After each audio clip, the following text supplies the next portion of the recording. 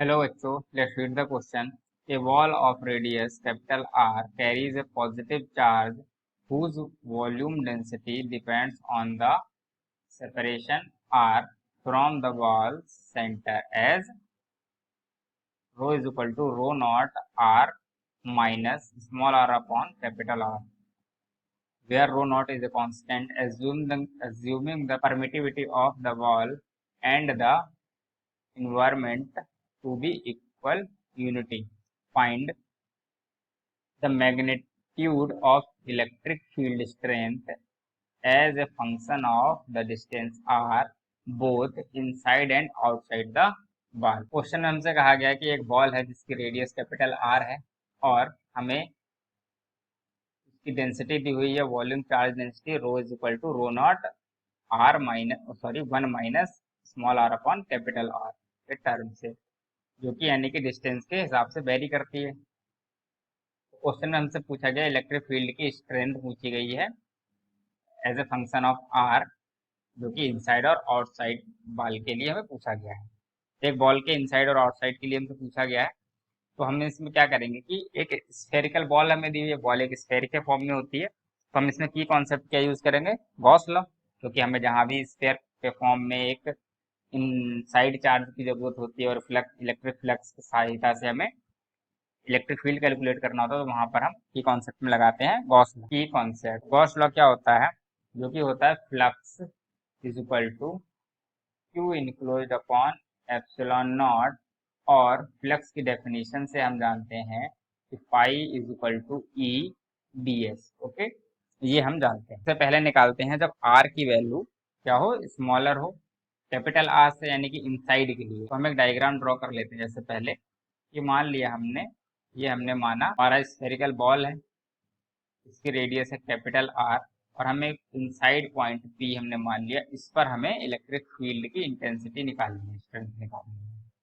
तो हम क्या करेंगे, एक गॉसाइन सरफेस मानेंगे, यानी कि गॉसाइन सरफेस को ड्रॉ करेंगे। इस तरह की रेडियस हो जाएगी स्मॉल आर।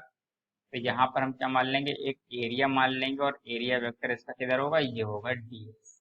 ओके, तो हम सॉल्व कर रहे हैं when small r is smaller than capital R, यानी कि इनसाइड द बॉल। तो बॉल के इनसाइड के लिए हम निकालना है, तो हम गॉस लॉ के अकॉर्डिंग हम लिख सकते हैं ई डॉट डी एस, यानी कि ई डी एस, ये दोनों फाई फाई को ही रिप्रेजेंट कर रहे हैं, तो E D S is equal to हम लिख सकते हैं Q enclose upon epsilon not, इसे हम इक्वेशन 1 लिख लेते हैं। हमें निकालना है क्यू इनक्लोज, कैसे निकालेंगे, चलिए हम पहले इसे लिख देते हैं। ये डी एस क्या होता है, इसका एरिया, यानी कि गॉसाइन सरफेस का एरिया। तो गॉसाइन सरफेस का एरिया अगर हम लिखें तो हम लिख सकते हैं 4 pi r² is equal to 1 upon epsilon not, और क्यू इनक्लोज को हम क्या लिखेंगे, क्यू इनक्लोज अगर हम लिखना चाहें तो हम उसे लिख सकते हैं, हमें वॉल्यूम चार्ज डेंसिटी दी है, यानी कि इसका वॉल्यूम कैसे निकालेंगे कि आर पे जाके हम डी आर मोटाई का एक क्या बना लेते हैं, एक सेल बना लेते हैं, जिसकी चौड़ाई क्या हो जाएगी, डी आर। तो हम क्या लिखेंगे, इसका सरफेस एरिया, यानी कि 4 पाई r² और इनटू में करेंगे डी आर, तो ये हमें क्या मिल जाएगा, वॉल्यूम मिल जाएगा। और इसके मल्टीप्लाई हम क्या कर देंगे, वॉल्यूम चार्ज डेंसिटी, यानी कि रो, और रो की वैल्यू कितनी है, rho naught 1 minus small are upon capital R. तो ये हमें क्यू इनक्लोज मिल गया। अब क्यू इनक्लोज हमें पूरा नहीं मिला, अभी हमें इसका इंटीग्रेशन करना पड़ेगा। तो चलो हम इसकी वैल्यू यहाँ लगा लेते हैं पहले, रो नॉट 4 पाई, 4 पाई रो नॉट, और इसको हम लिख सकते हैं 1 minus small are upon capital R, और r² dr। ओके, हमने इसे लिख लिया इस तरह से। अब हम इसमें इस वाले टर्म को सॉल्व कर लेंगे, इस पूरे का अगर हम इंटीग्रेशन करें, तो हम इंटीग्रेशन करेंगे तो इसका हमने इंटीग्रेशन यहाँ पहले ही कर दिया, 4 पाई r² लिख लिया, यानी पूरा सरफेस एरिया।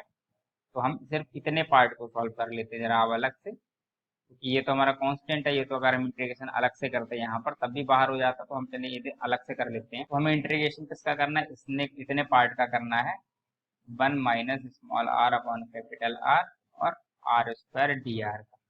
और ये इंटीग्रेशन हमें कहाँ से कहाँ तक करना है, 0 से स्मॉल आर तक की लिमिट तक। तो अगर हम इसका करें इंटीग्रेशन तो हमें मिल जाएगा 0 से स्मॉल आर, अंदर मल्टीप्लाई करेंगे आर स्क्वायर माइनस आर की power 3 upon capital R D are.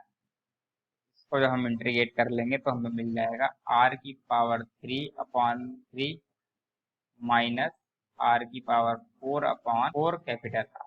Okay, ये हमें मिल जाएगा। तो ये वैल्यू हम यहाँ पर लगा लेते हैं अपनी इंटीग्रेशन की जगह पे, हमें ये मिल जाएगा ई।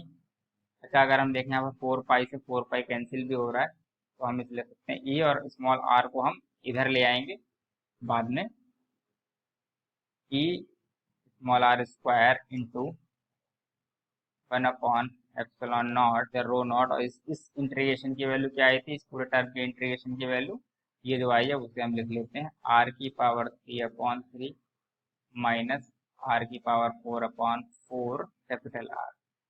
ओके, ये हमें मिल गया इलेक्ट्रिक फील्ड इनसाइड के लिए रिलेशन। इधर आर स्क्वायर है तो आर स्क्वायर को भी हम इस साइड अब ले आते, rho naught upon epsilon naught, ये हमें मिल जाएगा r/3 minus R square upon 4 capital R. ठीक है, तो ये रिलेशन जो हमें मिला ये हमें मिलता है inside the ball.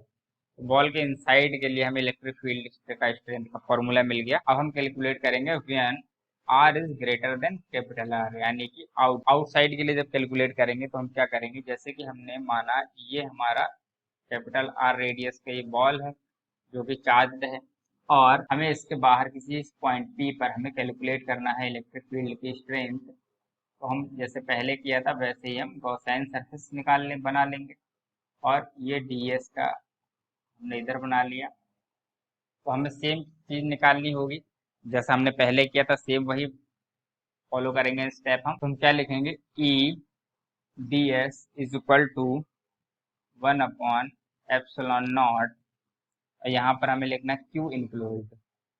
Q enclose इसमें क्या होगा, इनक्लोज क्यू यही वाला क्यू इनक्लोज होगा जो यहाँ पर होगा।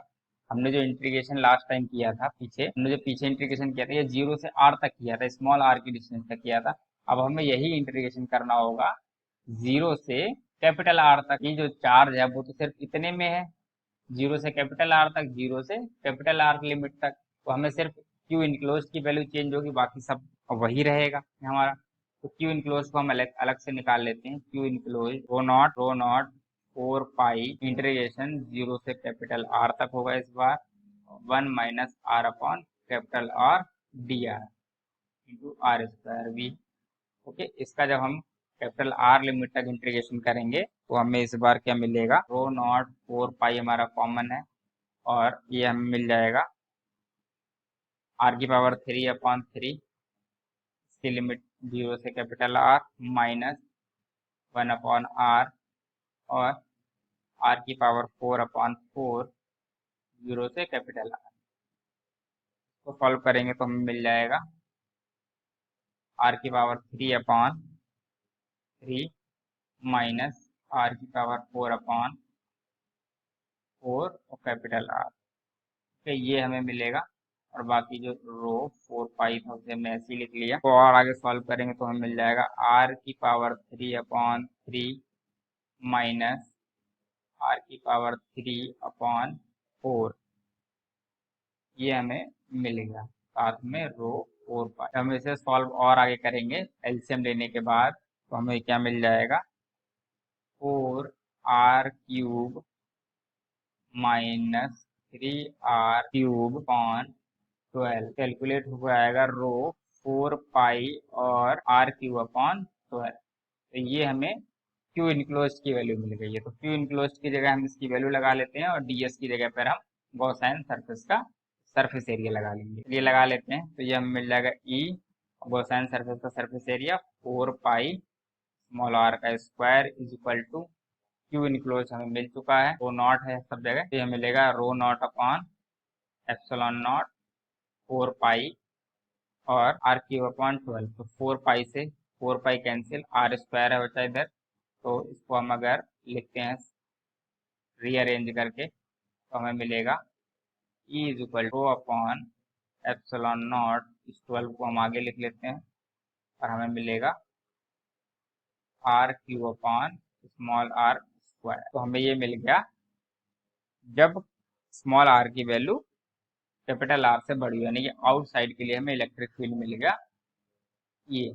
Okay, I hope you understood very well. Thank you.